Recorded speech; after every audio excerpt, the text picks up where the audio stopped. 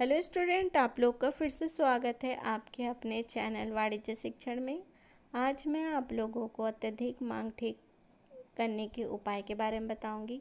पिछले वीडियो में मैंने अत्यधिक मांग किसे कहते हैं और इसकी समस्याएं या प्रभाव के बारे में बताया है, जो कि अभी मैंने इस वीडियो के डिस्क्रिप्शन में जा कर के उसका लिंक डाल दिया है। आप लिंक में जा कर के उसे वीडियो का लाभ उठाएं और अत्यधिक मांग क्या है इसके बारे में जानकारी प्राप्त करें। शुरू करने से पहले हमेशा की तरह यही कहना चाहूँगी, जो वीडियो को नए देख रहे हैं वो वीडियो को लाइक और चैनल को सब्सक्राइब करना ना भूलें, ताकि वाणिज्य से संबंधित जानकारियाँ आप लोगों तक कंटिन्यू पहुँचती रहें। अत्यधिक मांग को ठीक करने के उपाय। जब अर्थव्यवस्था में अत्यधिक मांग की दशा हो, तब उसे ठीक करने के लिए निम्नलिखित उपाय किए जा सकते हैं। अत्यधिक मांग से ही हमें स्पष्ट है कि किसी भी वस्तु या किसी भी चीज़ का मांग का अधिक होना अत्यधिक मांग कहलाता है।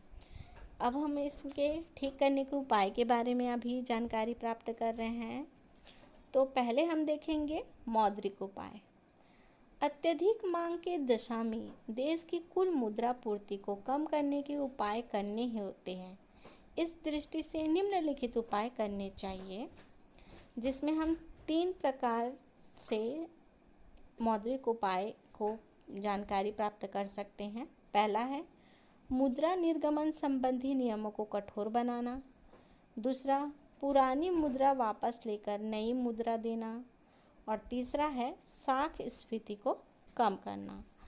अब हम इनको आइए सविस्तार देखते हैं कि किस प्रकार से यह अत्यधिक मांग को ठीक करने में सहायक होते हैं।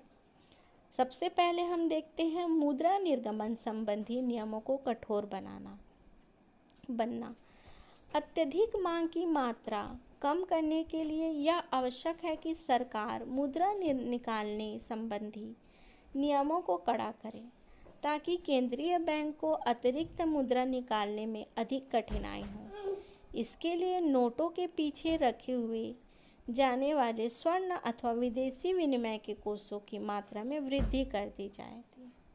और यदि पहले से कोई कोष नहीं रखे जा रहे हैं, तो कोष रखने की व्यवस्था आरंभ की जाती है। इसमें कहा जा रहा है कि अगर हमें अत्यधिक मांग को ठीक करना है, तो हमें सबसे पहले मौद्रिक उपाय जो हैं उसके अंतर्गत हमें मुद्रा निर्गमन संबंधी नियमों को कठोर बनाना है, ताकि मुद्रा निर्गमन संबंधी जो अगर हम नियम को कठोर बनाते हैं, तो निकालने संबंधी जो भी हमें नियम को जो फॉलो करना रहता है वो कड़ा रहे, ताकि केंद्रीय बैंक अतिरिक्त मुद्रा निकालने में अधिक कठिनाई हो। फिर है पुरानी मुद्रा वापस लेकर नई मुद्रा देना। अत्यधिक मांग की दशा में साधारण उपचार उपयोगी नहीं हो सकते, अतः पुरानी सब मुद्राएं समाप्त कर उनके बदले में नई मुद्राएं दे दी जाती हैं। ऐसा करने में प्रायः पुरानी बहुत सी मुद्राओं को एक नई मुद्रा में परिवर्तित किया जाता है। इसमें कहा जा रहा है कि पुरानी मुद्रा वापस लेकर नई मुद्रा देना। इसका तात्पर्य यह है कि अगर किसी के पास अगर ऐसा रूल हो जाए कि पुरानी मुद्रा वापस लेकर नई मुद्रा देगा, तो उसके इस कार्य में उसको समय अधिक लगेगा, या फिर उसे कुछ समस्याओं का सामना करना पड़ सकता है, जिससे कि वह अपने से संबंधित या फिर वस्तुओं से संबंधित कार्य करने में थोड़ा उसको विलम्ब होगा। तो इसी प्रकार से अत्यधिक मांग में भी यह क्या होगा, अत्यधिक मांग को ठीक करने के उपाय में यह भी एक सहायक कार्य होगा। फिर अब हम देखते हैं तीसरा है साख स्फीति को कम करना।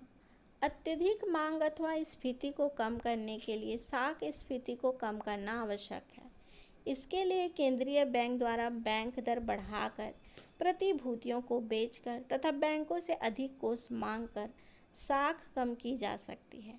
केंद्रीय बैंक को ऐसी व्यवस्था करनी चाहिए जिससे साख लेना अधिक महंगा हो जाए। स्पष्ट है, कहा जा रहा है, लास्ट लाइन में आप समझ सकते हैं कि जो बैंक की जो व्यवस्था है उसे ऐसा कर देना चाहिए कि साख लेना अधिक महंगा हो जाए, जिससे कि साख लेना मतलब ऋण लेना अधिक महंगा हो जाए, जिससे कि अत्यधिक मांग जो हो रही है उसमें थोड़ी कमी आए।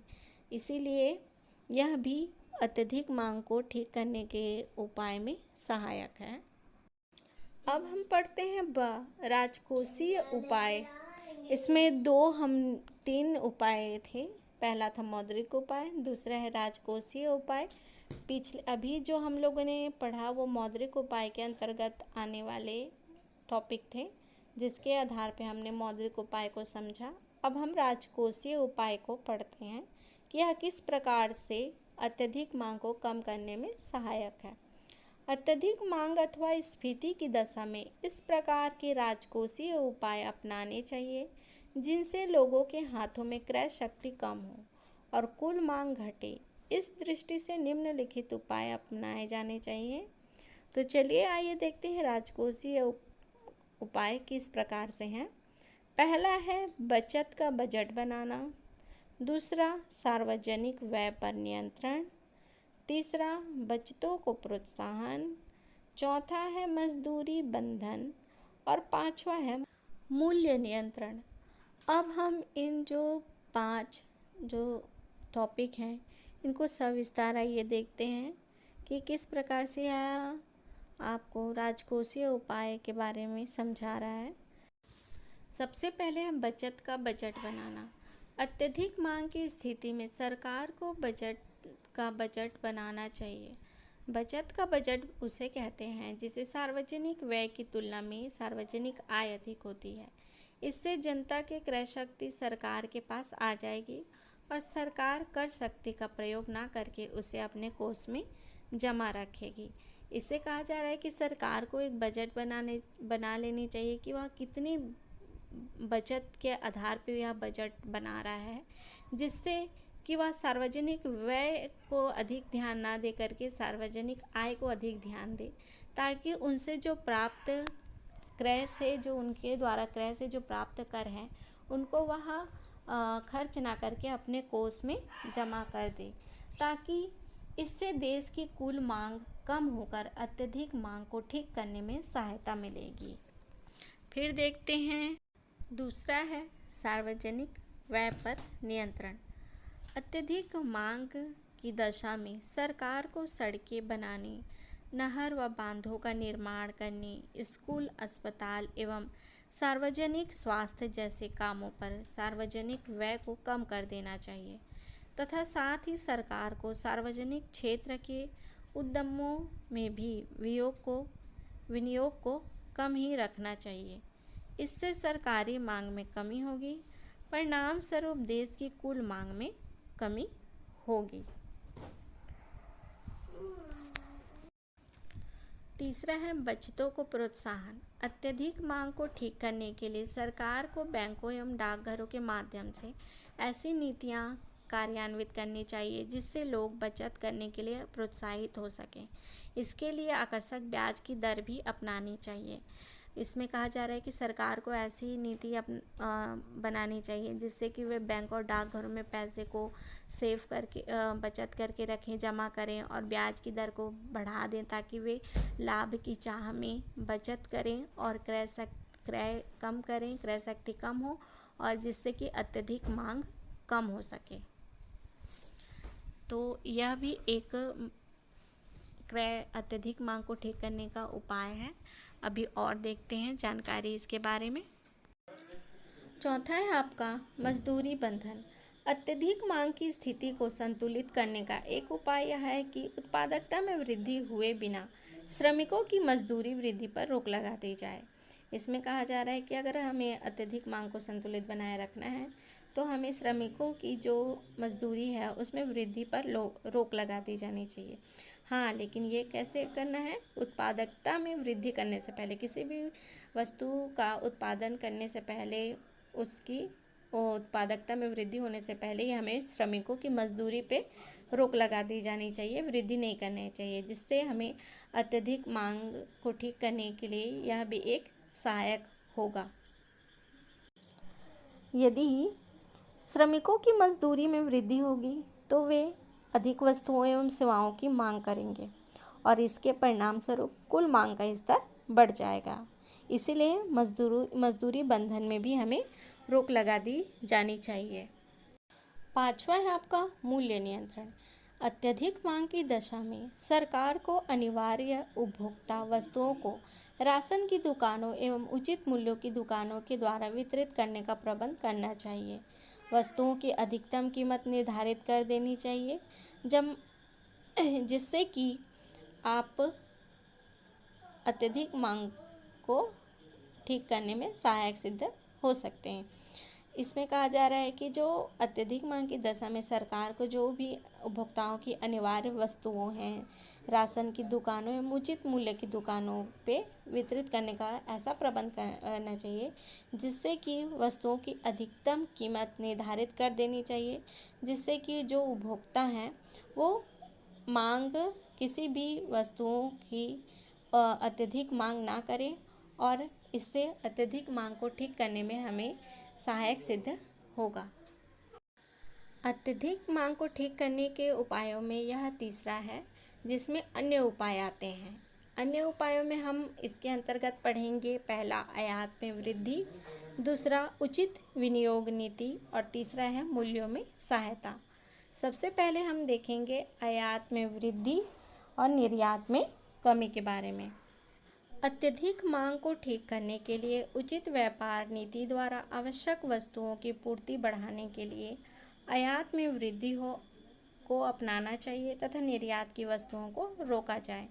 आयात मतलब आपका है बाहर के देशों से विदेशों से वस्तुओं का मंगवाना और निर्यात का अर्थ है अपने देश से बनी हुई वस्तुएं उत्पादित वस्तुओं का दूसरे देशों में निर्यात करना भेजना। तो इसमें कहा जा रहा है कि हमें आयात में वृद्धि करनी चाहिए और निर्यात में कमी करनी चाहिए ताकि अत्यधिक मांग के कारण को ठीक किया जा सके, संतुलित रखा जा सके। अन्य उपायों में अब हम दूसरा देखते हैं उचित विनियोग नीति। अत्यधिक मांग को संतुलित करने के लिए उन उद्योगों के विकास को प्रोत्साहन दिया जाना चाहिए जिनमें वस्तुओं का उत्पादन अल्पकाल की अवधि में भी काफ़ी बढ़ाया जा सके। ऐसे उद्योग जिनमें विनियोग भी अधिक लगता है और उत्पादन में भी अंतराल है उन पर विनियोग को रोक देना चाहिए। इसमें कहा जा रहा है कि अत्यधिक मांग को अगर हमें संतुलित करना है तो उद्योगों के विकास को प्रोत्साहन दिया जाना चाहिए और ऐसी वस्तुओं का उत्पादन करें जो अल्पकाल की अवधि में भी काफ़ी अधिक किया जा सके और इनसे उद्योग जिनमें विनियोग भी अधिक लगता है और उत्पादन में भी अंतराल हो ऐसे उन पर विनियोग को रोक देना चाहिए। अब आइए देखते हैं मूल्यों के सहायता।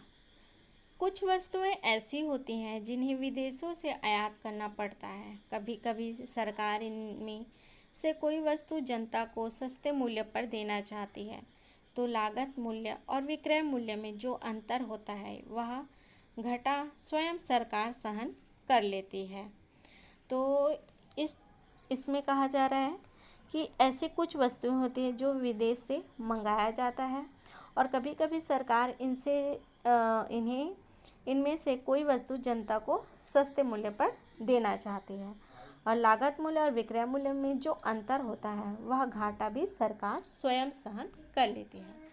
तो इसी तरह से और भी वाणिज्य से संबंधित जानकारियाँ प्राप्त करने के लिए वीडियो को लाइक और चैनल को सब्सक्राइब करना ना भूलें ताकि वाणिज्य से संबंधित जानकारियाँ आप लोगों तक कंटिन्यू पहुँचते रहें। अत्यधिक मांग क्या है और इसकी समस्याओं प्रभाव के बारे में पिछले वीडियो में मैंने इसका एक वीडियो बनाया है जिसकी जानकारी आप इस वीडियो के डिस्क्रिप्शन से प्राप्त कर सकते हैं। तो इसी तरह से और भी वाणिज्य से संबंधित जानकारियाँ प्राप्त करते रहें और उसका लाभ उठाते रहें। धन्यवाद।